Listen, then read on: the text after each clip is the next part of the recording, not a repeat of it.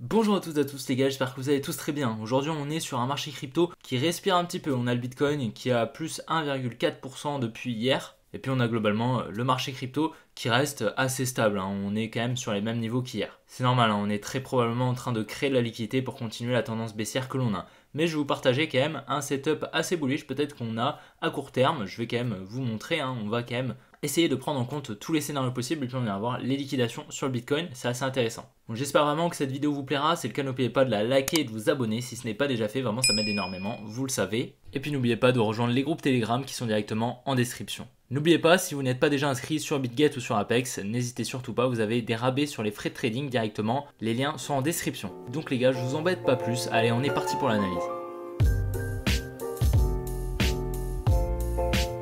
Donc voilà, on va voir dans un premier temps Bitcoin, ensuite on ira sur le Solana et puis on ira voir le Avax en dernier.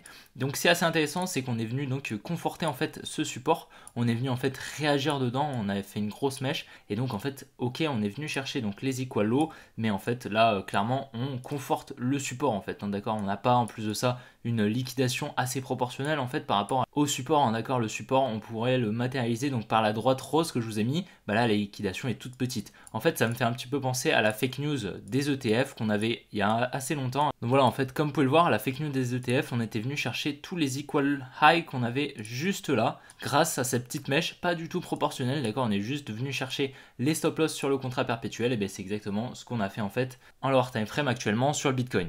Donc voilà, je pense honnêtement que tous ces lots vont être liquidés dans les prochains jours, également celui-ci bien sûr. Et puis là, si on dézoome un petit peu, en fait, on a vraiment l'impression qu'ici on vient donc effectuer un petit rebond pour respirer un petit peu, pour ensuite repartir à la baisse, hein. Clairement, il n'y a rien de bullish, hein. Personnellement je vois rien de bullish. Et puis on a toujours les liquidités et notre trading range, hein, qu'on a au sud. Je vous l'ai expliqué dans les précédentes vidéos, pour le moment, il n'y a rien de bullish selon moi. Maintenant, à très court terme, comme vous pouvez le voir, donc moi je suis rentré en trade ici hier, donc là ici à la cassure donc de la structure en lower time frame, hein, on pourrait aller voir en une minute, mais bon c'est un petit peu plus compliqué. Ici on est venu donc créer une trendline juste là qu'on est venu liquider, et donc je suis rentré à la cassure avec un stop loss juste au dessus. Donc pour le moment je suis en positif, il n'y a pas de problème là-dessus, mais je vais attendre une cassure donc très probablement de ce lot ou bien de celui-ci pour manager mon trade juste là. Là je vais très probablement le déplacer sur un high ici ou ici en lower time frame, hein, j'irai voir en off. Je vais quand même essayer de me protéger, de limiter les pertes si bien sûr on effectue un nouveau mouvement haussier, parce que ici comme vous pouvez le voir on était venu donc liquider cette trendline. Ici la dumb money est passée en achat,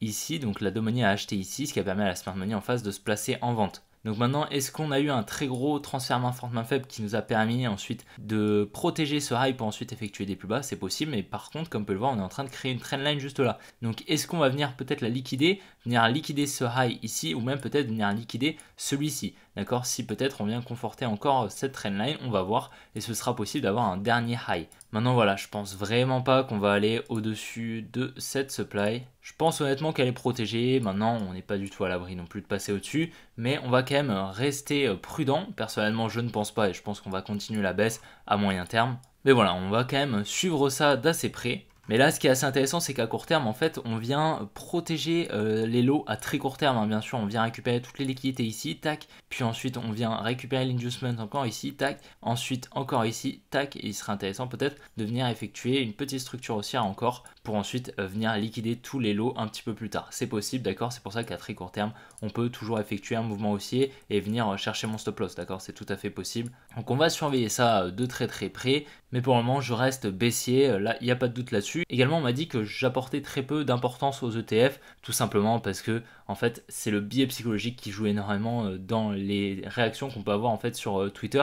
Clairement, on n'en sait rien. C'est 50-50. Clairement, la SEC peut faire ce qu'elle veut. Il n'y a pas plus de chances qu'elle les accepte qu'elle les refuse, clairement. Donc tous les gens qui vous diront que ils pensent que ça va être accepté, etc., c'est parce qu'ils ont envie que les ETF soient acceptés. Du coup, au fond d'eux, ils croient que ça va être accepté et ils cherchent des arguments justement pour appuyer leurs propos. Personnellement, moi je reste neutre là-dessus. Honnêtement, je préfère me concentrer sur le price action parce que c'est le price action qui va pricer justement cette news et je vais pouvoir l'anticiper sans même connaître le résultat. Comme on l'avait fait ici pour la rumeur, ici avec le gros mouvement baissier, on avait parfaitement anticipé ce mouvement baissier, pourtant je n'étais pas au courant de justement cette rumeur. Donc c'est pour ça que je me concentre sur le price action et les ETF, bon bah ce sera de la confluence à mon analyse. Mais clairement, je reste neutre pour le moment. Je pense pas qu'ils peuvent les accepter. Je pense pas non plus qu'ils peuvent les refuser. Honnêtement, j'en sais rien. il peut tout se passer là sur ces prochains jours. Ils peuvent même peut-être les reporter. Donc c'est pour ça que clairement je suis neutre. On n'a clairement pas selon moi assez d'arguments pour appuyer le fait qu'ils vont les accepter dans les prochains jours ou les refuser. Et donc comme vous pouvez le voir ici, on a énormément de liquidations qui se placent au-dessus du high qu'on a actuellement, le uptrust de notre distribution, mais c'est normal, d'accord? Pourquoi? Parce qu'on a eu un gros mouvement baissier assez volatile et donc il y a énormément de gens qui se sont placés en short. C'est normal, d'accord? Mais je pense qu'on peut largement les laisser, d'accord? Il n'y a pas de problème là-dessus. Pour vous montrer un petit peu, on a continué à pousser quand même, la hausse est extrêmement longue. Pourtant, on avait énormément de liquidations sous ces lots et là, comme on peut le voir, c'est quand même vachement minime. Et pourtant, ici, on en avait beaucoup plus. C'est pour ça clairement que je pense qu'à court terme, ces liquidations qu'on a au nord ne nous dérangeront pas sur la baisse qu'on attend justement. Et donc extrêmement intéressant hein, sur le Solana, on a eu la liquidation de la trendline qu'on attendait. On attendait la liquidation de cette trendline, on l'a eu parfaitement hein, comme on peut le voir avec le timing qu'on attendait. Malheureusement, on n'avait pas forecast dans cette supply, on attendait une supply, donc cette supply, malheureusement on l'a transpercée. On était venu rebondir dedans, mais c'est pas grave, on l'a transpercée. De toute manière, je n'avais pas pris de position. Mais donc on avait le bon biais quand même, et pour le moment tout s'exécute parfaitement. Ici, comme on peut le voir, on vient créer encore la liquidité qu'on va venir chercher. Et puis j'ai l'impression qu'à court terme, on protège ce high juste là, on vient créer une résistance juste ici avec des equal high, d'accord, avec plein de high au même niveau qu'on vient liquider, on vient injecter des ordres en vente, la smart money ici, pour ensuite effectuer la mitigation de cette supply juste ici, et ensuite on vient effectuer des plus bas. Et on fait exactement la même chose ici, on crée des equal high qu'on vient liquider. À présent, je pense qu'on va effectuer des plus bas hein, sur le Solana. Honnêtement, j'ai très peu de doute là-dessus, mais pour le moment, l'analyse s'exécute parfaitement. Et sur le AVAX, c'est magnifique ce qui s'est passé. Donc on avait ce triangle de compression ici hein, que je vous ai partagé hier. Et donc on attendait un retour dans cette supply juste ici. Donc venir liquider un des deux côtés. Je vous avais dit que le plus probable c'est qu'on vienne liquider le haut, le nord, d'accord. Et c'est chose faite. Comme on peut le voir ici, on a distribué. On est venu passer juste au-dessus de la supply. Mais bon, c'est très léger. Et puis ensuite on est venu injecter à la baisse ici. Donc là on vient liquider la trendline au sud. C'est normal qu'on ait une petite réaction et je pense qu'on va